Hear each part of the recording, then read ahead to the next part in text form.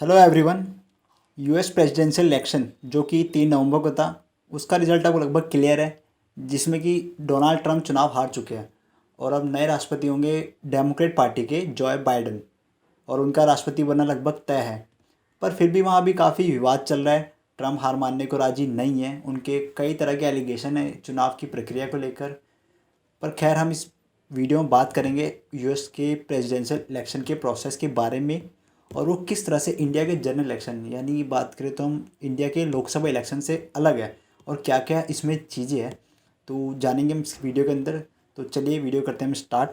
अगर हम सबसे पहले बात करें एलिजिबिलिटी की, तो अमेरिका में राष्ट्रपति पद के चुनाव लड़ने के लिए जो मिनिमम एज रिक्वायरमेंट है वो है 35 ईयर्स, और वहीं इंडिया में भी लगभग काफ़ी चीज़ें सेम है कि 35 एज की रिक्वायरमेंट है पीएम के लिए, और भी ये सब। मगर एक चीज़ जो दोनों में अलग है वो ये है कि अमेरिका में एक व्यक्ति 2 बार से ज़्यादा प्रेसिडेंट नहीं बन सकता। यानी अगर कोई व्यक्ति है 2 बार प्रेसिडेंट वो बन चुके हैं तो वो तीसरी बार प्रेसिडेंट का चुनाव नहीं लड़ सकते।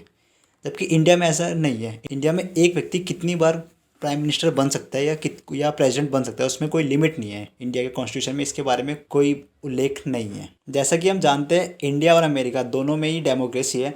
एक वर्ल्ड की ओल्डेस्ट डेमोक्रेसी है और एक वर्ल्ड की लार्जेस्ट डेमोक्रेसी है। और साथ ही इनका पार्लियामेंट्री स्ट्रक्चर भी काफ़ी हद तक सेम ही है। जैसे हम इंडिया की बात करें तो इंडिया का जो पार्लियामेंट जिसे हम संसद कहते हैं, उसमें 2 हाउस है। एक लोअर हाउस जिसे हम लोकसभा कहते हैं और अपर हाउस जिसे हम राज्यसभा कहते हैं। वहीं अमेरिका में पार्लियामेंट है जिसे कांग्रेस कहते हैं। यस, अमेरिका की पार्लियामेंट का नाम है कांग्रेस। उसमें भी 2 हाउस है, एक हाउस है हाउस ऑफ रिप्रेजेंटेटिव और दूसरा हाउस है सीनेट। और अमेरिका में हर स्टेट से 2 सीनेट और कुछ हाउस ऑफ रिप्रेजेंटेटिव चुनकर इसमें आते हैं। इंडिया में क्या होता है कि अगर आपको सरकार बनानी है तो लोकसभा में आपके पास मेजॉरिटी होनी चाहिए, यानी टोटल सीट्स का ½ + 1। पर यूएस में ऐसा नहीं है। तो क्या चीज़ें अहम हैं यूएस इलेक्शन में, आइए अब वो समझते हैं, और किन चीज़ों से कोई भी सरकार पार्टी यहाँ पे सरकार बना सकती है। जैसे हम इंडिया में डायरेक्ट प्रधानमंत्री को ना चुनकर अपना सांसद चुनते हैं, और फिर बहुमत वाली पार्टी के सांसद अपने बीच में से एक नेता को प्रधानमंत्री चुनते हैं, जो या तो राज्यसभा का मेंबर हो या लोकसभा का मेंबर हो। उसी प्रकार अमेरिका में भी डायरेक्ट राष्ट्रपति को नहीं चुना जाता है। वहाँ पे चुना जाता है इलेक्टर्स को, जनता के द्वारा। इलेक्टर्स क्या होता है कि एक उनका एक तरह से वो चेहरा होती है, उम्मीदवार होती है। और हर एक स्टेट में नंबर ऑफ़ इलेक्टर्स होते हैं। ये डिपेंड करता है स्टेट की पॉपुलेशन पे। फ़र्क नहीं पड़ता स्टेट कितना बड़ा है कितना छोटा है। जिस स्टेट में जितनी ज़्यादा लोग होंगे या जितनी ज़्यादा पॉपुलेशन होगी, उस स्टेट में ज़्यादा इलेक्टर्स होंगे, और जिस स्टेट की पॉपुलेशन कम होगी उस स्टेट में इलेक्टर्स कम होंगे। जैसे कि एग्जांपल समझिए, हम कैलिफोर्निया स्टेट है, उसमें सबसे ज़्यादा पॉपुलेशन है, तो इसलिए उस स्टेट में सबसे ज़्यादा इलेक्टर्स है, या बोले हम इलेक्टोरल वोट्स है, जो कि है 55। और इन्हीं ग्रुप ऑफ इलेक्टर्स को कहते हैं इलेक्टोरल कॉलेज। और यही इलेक्टर्स जीतने वाले बाद में राष्ट्रपति चुनते हैं। और जिस पार्टी को ज़्यादा इलेक्टोरल वोट्स, यानी टोटल इलेक्टोरल वोट्स है 538, जिसमें से जो पार्टी 270 इलेक्टोरल वोट्स जीत जाती है वो पार्टी सरकार बना लेती है, या वो पार्टी जीत जाती है। अब यहाँ पर समझते हैं कैसे जीतते हैं इलेक्टर्स और किस बेसिस पे किसी पार्टी को स्टेट्स के इलेक्टोरल वोट्स मिल जाते हैं। दोबारा एग्जांपल लेते हैं कैलिफोर्निया का।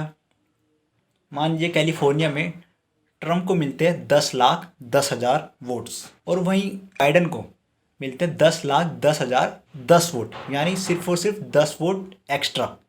तो इसमें क्या होगा, जो स्टेट की जितनी इलेक्टोरल सीट्स थी, यानी 55 इलेक्टोरल सीट्स थी, वो सारी की सारी जाएगी बाइडन की पार्टी के पास। ट्रम्प को यहाँ पे कुछ नहीं मिलने वाला। इसमें मैटर नहीं करता आप कितने वोटों से हारे हो, चाहे आप 1 वोट से भी कम हारे हो, आपके पास उस स्टेट के सारे इलेक्टोरल वोट्स चले जाएंगे। और इस इलेक्शन प्रोसेस को कहते हैं विनर टेक ऑल सिस्टम, यानी यहाँ पे जीतने वाली पार्टी उस स्टेट के सारे इलेक्टोरल वोट्स ले जाएगी। पर अमेरिका के सिर्फ ये 2 स्टेट ऐसे हैं जहाँ पे इस तरह का मेथड यूज़ नहीं करा जाता। यहाँ पे यूज़ करा जाता है कॉन्ग्रेशनल डिस्ट्रिक्ट मेथड, यानी यहाँ पे कोई भी पार्टी पूरी की पूरी सीट लेके नहीं जा सकती। यहाँ पे डिस्ट्रिक्ट बेस पे डिवाइड होगी सीट, यानी कुछ सीट एक पार्टी को मिल सकती है, कुछ सीट दूसरी पार्टी को मिल सकती है। अब आप सोचेंगे कि ऐसा अलग अलग प्रोसेस क्यों है हर स्टेट में, तो यही चीज़ें काफ़ी अलग है इंडिया से यूएस में। यहाँ पे जो क्या है, इलेक्शन प्रोसेस एक बॉडी के द्वारा कराया जाता है, जो कि है इलेक्शन कमीशन। वो पूरी देखरेख करेगी, इलेक्शन की डेट फिक्स करेगी, इलेक्शन में क्या क्या चीज़ें रखनी है और क्या क्या प्रोसेस होगी, वो सारी चीज़ें मेंटेन करके रखती है इलेक्शन कमीशन। यहाँ तक कि इंडिया में इलेक्शन कमीशन के पास काफ़ी पावर होती है। इलेक्शन की डेट के बाद ही यहाँ पे आचार संहिता कहते हैं जिसे वो लागू हो जाते हैं, जिसके बाद इलेक्शन कमीशन की पावर बढ़ जाती है और स्टेट गवर्नमेंट की पावर घट जाती है उन पे, यानी लिमिटेड पावर रहती है। वो कुछ दूसरी पार्टी के अगेंस्ट ज़्यादा गलत बोल नहीं सकती और कई तरह के पब्लिक स्टंट वो नहीं कर सकती। वहीं अमेरिका में ऐसा कुछ इलेक्शन कमीशन चीज़ नहीं है। दो फेडरल बॉडी, जो कि एक है फेडरल इलेक्शन कमीशन और दूसरी है यूएस इलेक्शन असिस्टेंट कमीशन, पर सिर्फ इनकी जो पावर है वो लिमिटेड है। इनका ध्यान सिर्फ मेनली एक चीज़ों पे होता है कि इलेक्शन कैंपेनिंग में फाइनेंसिंग कहाँ से हो रही है, कितना पैसा लगाया जा रहा है और कहाँ कहाँ से पार्टी को फंड मिल रहा है। इनका सिर्फ मेन और मेन फोकस बाकी इन पे इलेक्शन की कोई पावर नहीं होती। इनफैक्ट यूएस में जो इलेक्शन करवाती है वहाँ की स्टेट गवर्नमेंट कराती है, यानी हर एक स्टेट में जो इलेक्शन होंगे उसके रेस्पॉन्सिबल होगी उस स्टेट की गवर्नमेंट। उस स्टेट में जौन सी पार्टी की पावर है या उस स्टेट में जौन सी पार्टी पावर में, वो पार्टी वहाँ के इलेक्शन कराने की रेस्पॉन्सिबिलिटी रखती है। अमेरिका में आप पॉपुलर वोट यानी जनता के वोट देख के डिसाइड नहीं कर सकते कि कौन सी पार्टी सरकार बना सकती है। यहाँ पे इम्पॉर्टेंट है इलेक्टोरल वोट्स। जिस पार्टी को ज़्यादा इलेक्टोरल वोट्स मिलेंगे वही सरकार बना सकती है। क्योंकि अमेरिका की अब तक की पूरे हिस्ट्री में ऐसा 5 बार हो चुका है कि जिस पार्टी को पॉपुलर वोट यानी जनता के वोट ज़्यादा मिले मगर फिर भी वो चुनाव नहीं जीत पाई, क्योंकि उनके पास इलेक्टोरल वोट्स की कमी रह गई।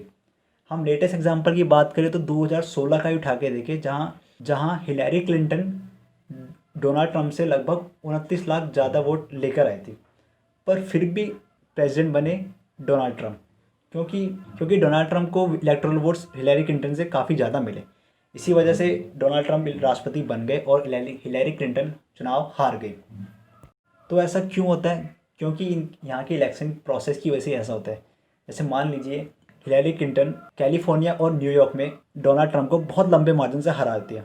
मान लीजिए 10 लाख वोटों से कैलिफोर्निया और 5 लाख वोटों से न्यूयॉर्क में हिलैरी क्लिंटन ने डोनाल्ड ट्रंप को हरा दिया, यानी टोटल 15 लाख वोट से आ गया है और पूरी की पूरी सीट उन्हें मिल गई। अब वहीं मान लीजिए कोई दूसरे छोटे छोटे स्टेट्स, वहाँ पे डोनाल्ड ट्रंप बहुत कम मार्जिन से यानी 100 वोट 200 वोट से हिलैरी क्लिंटन से वो 4-5 स्टेट जीत जाते हैं। उसमें क्या होगा, वहाँ के सारी स्टेट की जितनी भी इलेक्टोरल वोट्स 50-60 जितने भी होंगे वो सारे वोट्स मिल जाएंगे डोनाल्ड ट्रंप को, और फ़र्क नहीं पड़ता। और यूएस में मैटर नहीं करता आपका मार्जिन, चाहे आप 1 वोट से जीतो चाहे आप 10 लाख वोट से जीतो, उससे आपको फ़र्क नहीं पड़ने वाला। आपको पूरे के पूरे इलेक्टोरल वोट्स मिल जाएंगे, चाहे आप 1 वोट से लीड में हो या 10 लाख वोट से लीड में हो। और इसी कारण ऐसा हर बार हुआ है इसमें कि पॉपुलर वोट ज़्यादा मिलने के कारण भी कभी कभार वो पार्टी चुनाव नहीं जीत पाती है। तो कुछ इसी तरह से होता है यूएस का इलेक्शन, जिसमें इलेक्टर्स चुने जाते हैं जनता के द्वारा और इलेक्टर्स फिर राष्ट्रपति और उपराष्ट्रपति को जाके चुनते हैं। ये सब था आज की इस वीडियो में। वीडियो करते हैं समाप्त।